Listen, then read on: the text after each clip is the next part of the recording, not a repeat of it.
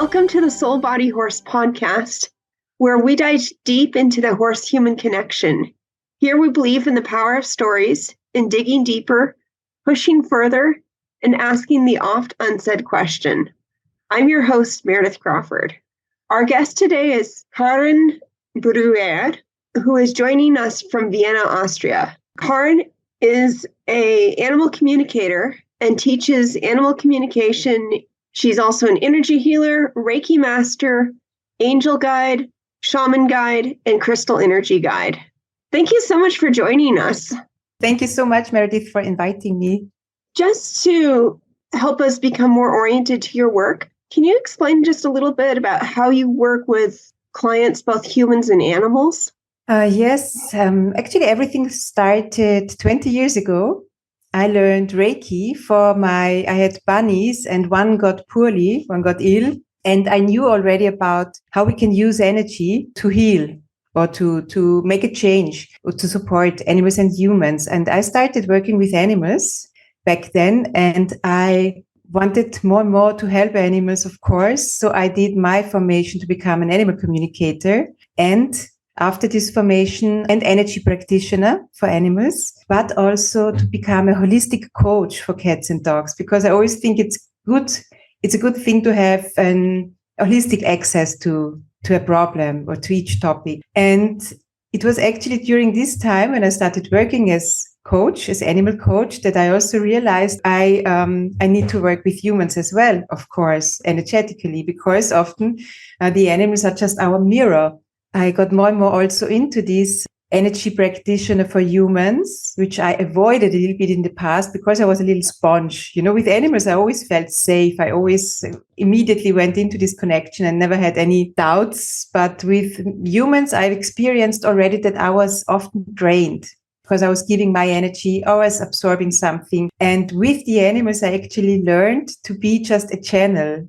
And then, I realized, okay, it works with human in the same way. So I'm doing also with humans, I'm doing Reiki treatments. I love to combine it. Often when people come to me, we don't know what's going to happen. We start probably with an oracle card reading to see where are the strength and the talents and the gifts, but where are also the blockages, what can be removed. And then we move to the therapy room, and then we would do a Reiki session combined with crystals. I would place the crystals around the body, and often, actually never without my shaman drum, I would lead them into I always call it the magic forest, to journey. The shamans call it the other world. Journey to the magic forest and then deal with whatever needs to be dealt with. So inner child healing, transformation with the violet flame, stepping into the power. So my main focus is helping people to step into their power, out of victim role into their power, and realizing that they can manifest their lives. They can create their reality by their, law of attraction. This is my main focus in my work. Great. So when you started down this path, especially with animal communication, were there things that surprised you along the way? A lot.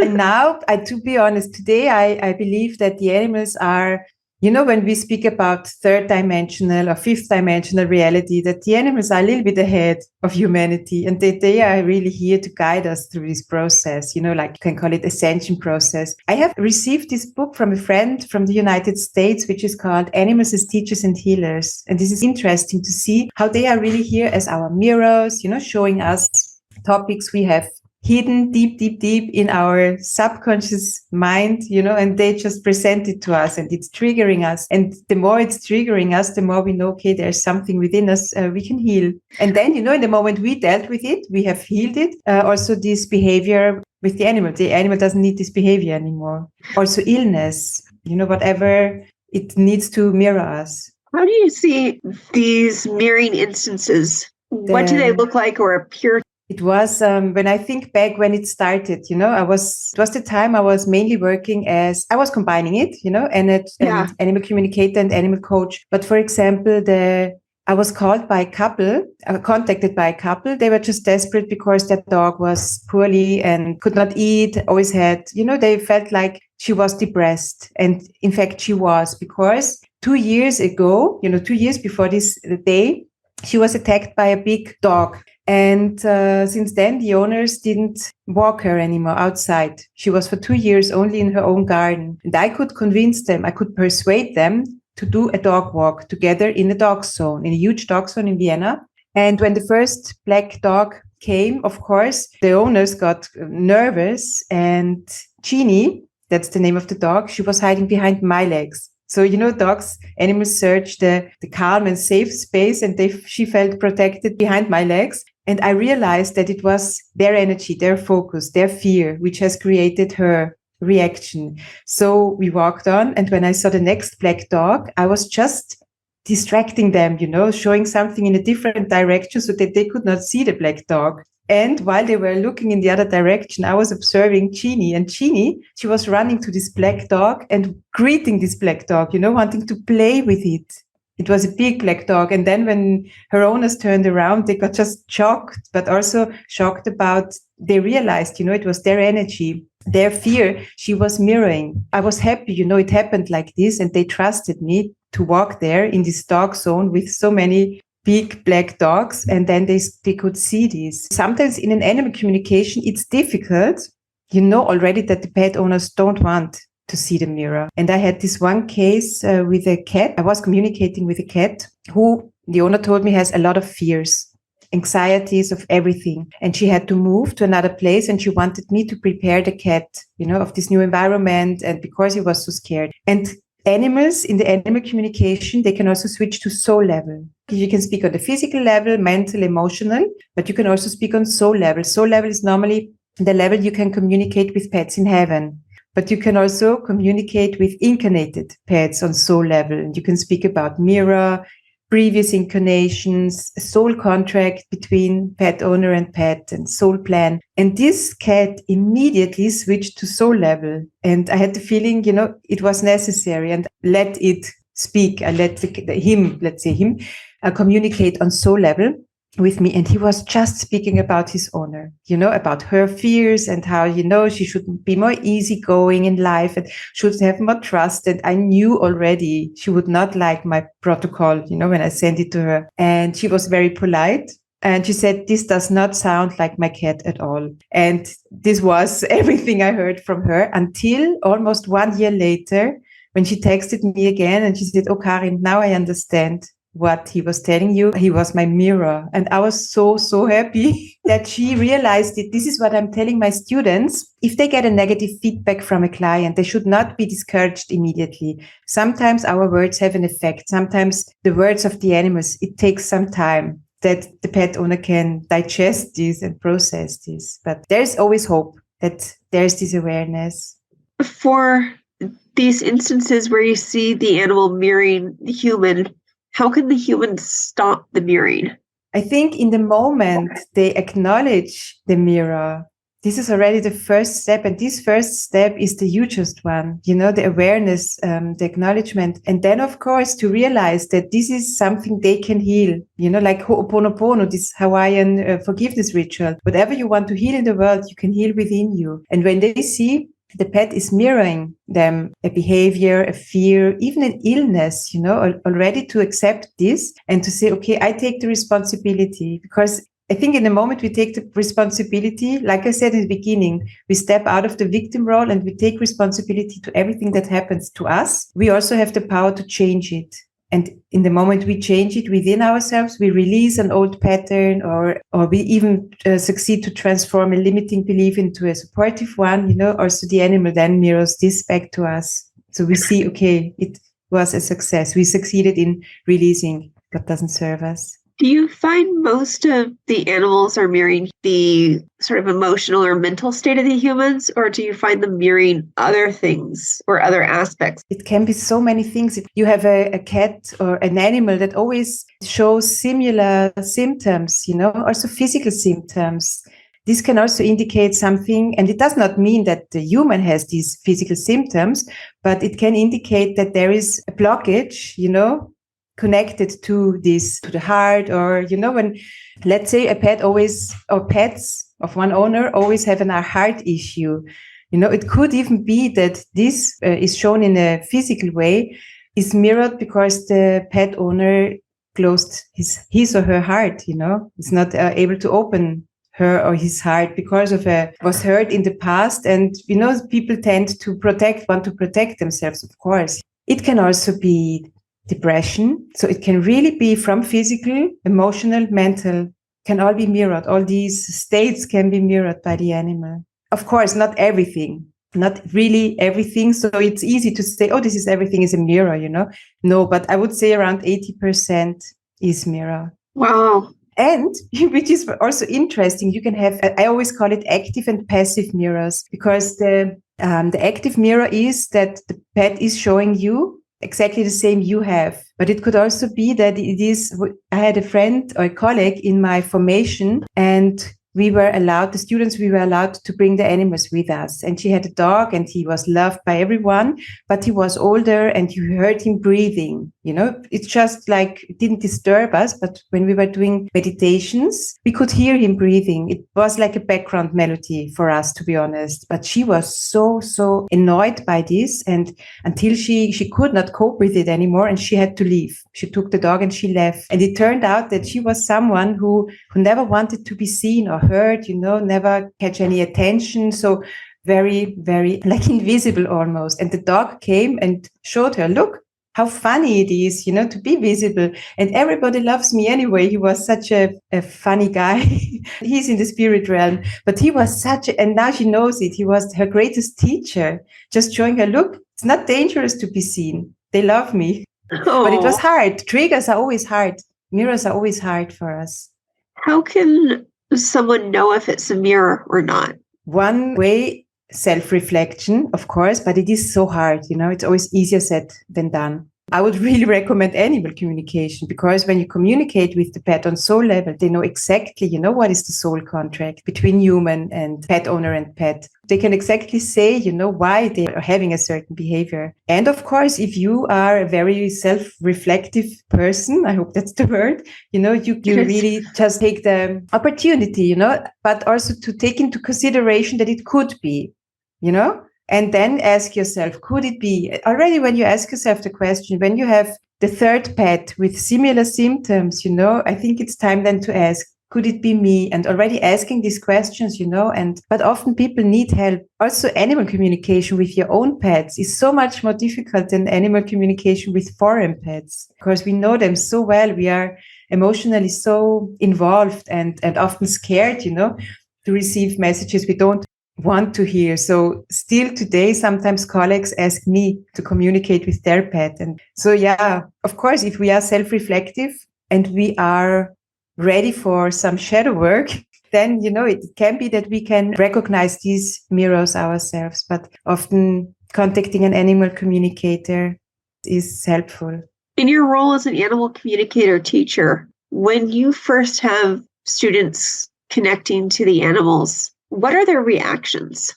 Of the animals or of the students? Of the students. The students. The biggest problem and the biggest blockage is the trust. I'm always saying, actually, I'm not a teacher. I am just a running buddy on their way to remember, because we are all born with the telepathic channel completely developed, also with our clair senses. But depending on our environment, we can lose this, and not lose, but we can block it a little bit or close it down. And I think in the moment they get the first proof, they get when the pet owner says, how could you know this? Because you did not know this. So it must have been the pet. It's almost like overwhelmed in the most beautiful way, of course, because of course they are doing the formation because they believe in it, but there's always this doubt. And when they really experience this for the first time, and then it can only have been from the pet now, it's so beautiful to see this, to be honest. I love so much to do this and to guide people on their way to remember what we all can, what we all have, and how beautiful it is. And the animals, in the moment they realize we start to open up, to train our telepathic channel again, they are immediately here to support us. So they can't wait to communicate with us. And especially the own pets want to speak so much, with the pet owner about the soul plan, the soul contract. It's just really a beautiful thing. The only thing we are working on is actually really the trust of the students. Are your students surprised at all by the messages that come from the animals? Yeah. I always say this is the best proof. If you receive answers you didn't expect, it's the best proof that it wasn't you. It wasn't your ego, it was really from the pet. I mean, it's so funny because you can also receive or perceive the messages from the pet on many different levels, but you can see pictures, you can be clairvoyant, you just see pictures, but you can also feel, them close. So I have this very much that I also souls of humans in heaven, that they come close and touch me and clairaudient. This is the funniest thing I had with a horse. During my formation, when I started hearing horse speaking in my head, like the voice of Mr. Ed, it was so funny. And I thought it was just my fantasy because I was going nuts, now. And then it was actually the most accurate communication of the group. The students, yes. So in the communication, it is when they are training, because in the beginning, basic module, they get a lot of homework because you are just training a muscle, actually, with this telepathic connection. In the basic module, we do homeworks with questions that can be verified by the pet owner. So let's say, with how many humans are you living? Are there any other pets at home? Do you have a garden? Do you have a balcony? And the less the people expect, the less the students expect, the more accurate it is. The more clear it is. I'm running the course in German and in English. And in the German course, I had an ex-working colleague. She was working in the IT, or still working in the IT department. Actually, she doesn't believe in all this, but she said, well, you are doing this, so I'll give it a try. See, she had zero expectations, really zero, and also no pressure. And it was unbelievable how clear her connection was. Just because there was no pressure, there was just flow, and she saw it like game, a new toy she received, and she was practicing with it. And I think this is what helps the others also to see, okay, no pressure, just flow, just with ease. Nothing happens if it's wrong. And then, of course, when the first accurate messages come, when they get verified and it's, yes, you saw it correctly, it is, of course, extremely encouraging and motivating to move on, to go on. For sure. In your training as a shaman, how has that influenced or changed your perception of animal communication and what is possible? It's really also going together because we work a lot with power animals in the shamanism. We also do a lot of shape shifting. And this is also what I'm doing in my animal communication course. So I'm using all these shaman aspects, actually, with the drum, leading through meditations, transforming into an animal, because one important part of the animal communication is also merging with an animal, with a pet, especially when it is about lost pets, cat which didn't return home or dog which got lost, and they can't communicate on physical, mental or emotional level because they are in panic. Sometimes the communication is very unclear. We can then merge with the animals. We can really put ourselves in their body and perceive the world in their body. So the floor or the soil beneath the paws feel, is it warm? Is it cold? What do they hear? What do they see? To really, and this is helping a lot to help the pet owner track the lost pet. So that's why, I took a lot of these shaman aspects, actually, which are normally not part of the animal communication, and combined it because it's very helpful. Do you find that there's a clear distinction between the shaman and the animal communicator, or is it just one the extension of another? Can you talk about that relationship a little bit? I always created my own religion. So I was always listening to everything, opening up to everything, and then seeing what is my reality, what is my truth. And to be honest, I'm doing the same today. I'm a certified shaman guide. I did a lot of formations, also with a very, in Europe, well-known Russian shaman. But I am taking what is my reality, what works for me, so that I can merge and combine this, I'm not following any rules, I'm not a rebel, I just accept and respect everything, people are teaching, but I also realize that I have to see what is my truth. So, I take the shaman. That's why I'm also not calling myself a shaman. I'm a certified shaman guide. But for me personally, and I hope I'm not getting any enemies now, there are too many rules, you have to do this, that nothing bad happens. And I believe that our trust also in a curse, in the moment I believe in a curse, I open up to it. In the moment I vibrate on the same frequency, like something, I can attract it. Like radio, you tune into something, and then you're open for this. So I can't actually speak for all the shamans or for the animal communicators. And when I think about it now, I don't know anyone else. I'm sure there are who is merging these topics or combining these energies. The same with the angelic work and the spiritual work and the shaman work. I combined it from the beginning. Many people said, no, this is one and this is the other. You can't merge them. And I said, yes, I can. And I do. And it works perfectly. So for me, there are also angels in the shamanism, of course, or power animals. When I am speaking to angels, we have the freedom, we have the freedom to believe and especially now in my job or in my work, I can use my tools, the tools which make sense for me. I remember my former teacher, Carl Gray, when I did the angel card reading, oracle card reading formation there. And he said to me that the word was KISS. Keep it simple, sister. And he told me to focus on 3 things to then offer it in my work as energy practitioner. And I was thinking about it 2 weeks and I thought, no way, this doesn't work for me. I have so many interests and I want to have all these tools available to then apply whatever is suitable for the client, because each person is individual, each person is different. And that's why people can come to me without telling me before what they want, which kind of treatment. They don't need to choose, but we can flow through the sessions. And that's the best thing, I believe. And it's also for me, it's to just have no rules, no boundaries, no limits, and to just flow through everything with all the tools available to us, which we all have, of course. How cool. What advice do you have for someone who is wanting to go down this path of learning to listen to animal wisdom? I would even recommend to start with wild animals out there. This is also what I'm recommending my students. If you feel this love for animals, of course, feel also that you want to be able to do animal communication or even become an animal communicator. Often the people do the mistake, not really mistake, to communicate with their own pets. And like I said, connection to our own pets is actually the most difficult one. So if you go outside, you see a raven or a swan or whatever, a squirrel, and which sits still for a while, just tune into it.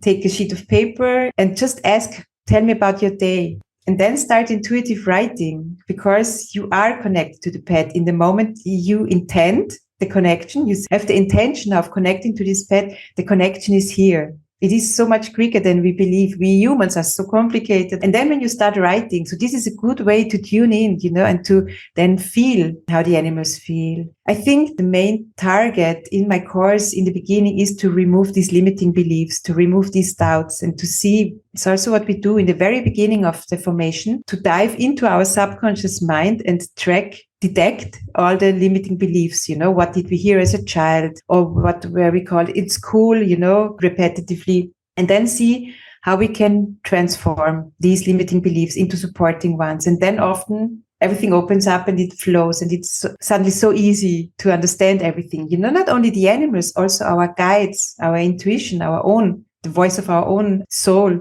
And yes, I love, of course, to help people remembering and strengthening their clairsenses. Amazing. Well, if you'd like to learn more about Karin, her animals, or how to work with her, visit www.angel-touch.at, and that's ANGEL-TOUCH.AT.